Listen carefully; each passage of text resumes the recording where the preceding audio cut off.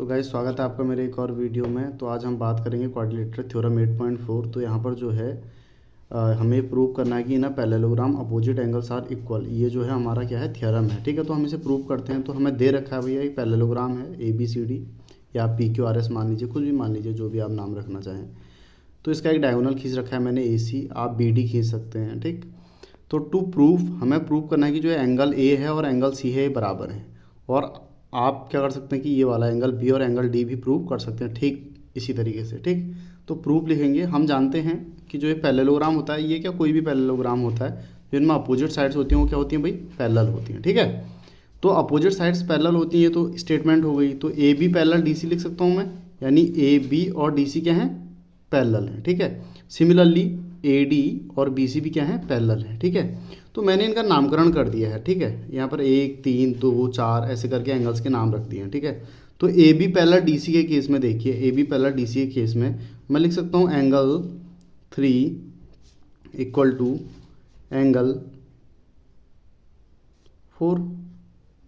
और ये ऐसा क्यों लिख रहा हूँ भैया, अल्टरनेट इंटीरियर एंगल है। ठीक है, मैंने इनका नामकरण इसलिए करा है ताकि ये इजी रहता है भाई होने को। तो मैं इसको एंगल 3 जो है आपका यहाँ पे एंगल 3 दिख रहा है, इसको BAC भी पढ़ सकता हूँ और एंगल 4 को DCA भी पढ़ सकता हूँ। ठीक है, लेकिन कोई ज़रूरत नहीं है, नामकरण करिए, शॉर्ट रहता है भाई। सिमिलरली इन वाली लाइन्स में देखिए AD और BC में, ठीक है, AD और BC भी पैरेलल हैं। ठीक है, और यहाँ पर जो ट्रांसवर्सल लाइन का काम कौन कर रहा है भैया, AC ट्रांसवर्सल का काम कर रहा है। ठीक है, किसका काम कर रहा है भाई, ट्रांसवर्सल लाइन का। ठीक है, पैरेलल लाइन्स को काट रहा हो। उसके बाद यहाँ पर देखिए, यहाँ पर जो एंगल आपका 1 और 2 होगा इस केस में, कहाँ पे, किसके केस में भाई, AD और BC के केस में। ठीक है, यहाँ पर जो आपका एंगल 2 और एंगल 1 होगा वो क्या होगा, आपका बराबर होगा। और इसका बराबर होने के पीछे का रीज़न मैं आपको बता चुका हूँ भैया, अल्टरनेट इंटीरियर एंगल है, क्योंकि दो पैरेलल लाइंस को एक ट्रांसवर्सल लाइन काटते हुए जा रही है। ठीक है, तो यहाँ पर आप देख सकते हैं कि जो इसका है, इसके ब्रैकेट में आप लिख सकते हैं अल्टरनेट एंगल्स हैं भाई। ठीक, तो इसके इक्वेशन नंबर 2 मान लीजिए। अब ऐसा करिए, एंगल ये जो इक्वेशन 1 और इक्वेशन 2 है इनको ऐड करिए। ठीक है, एडिंग 1 एंड 2, एडिंग 1 एंड 2। ठीक भाई, तो जैसे हम इन इक्वेशंस को ऐड करेंगे तो हमें मिलेगा एंगल 1 एंगल 3 प्लस एंगल 2। ठीक है, मैंने अपोजिट लिख दिया है, आप इसको ऐसे करिए, angle 1 is equal to angle 3 लिख लीजिए इससे। ठीक है, इस वाली इक्वेशन को, तो एंगल 1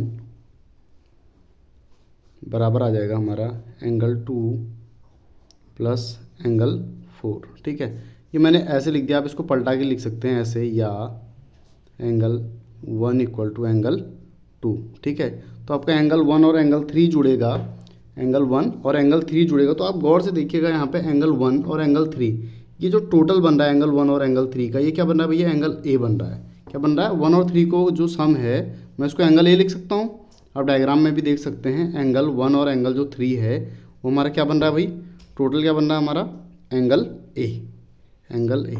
ठीक, और यहाँ पर जो हमारा एंगल 2 और एंगल 4 है वो किसको बना रहा है भाई, आपका एंगल C का। ठीक है, एंगल C को। तो ऐसे हम जो है इसको प्रूव कर सकते हैं। तो यहाँ से हमें पता लग गया कि जो आपके अपोजिट एंगल्स हैं, देखिए एंगल A और एंगल C, यानी 1 3 और 4 2 क्या हैं, आपके इक्वल हैं। सिमिलरली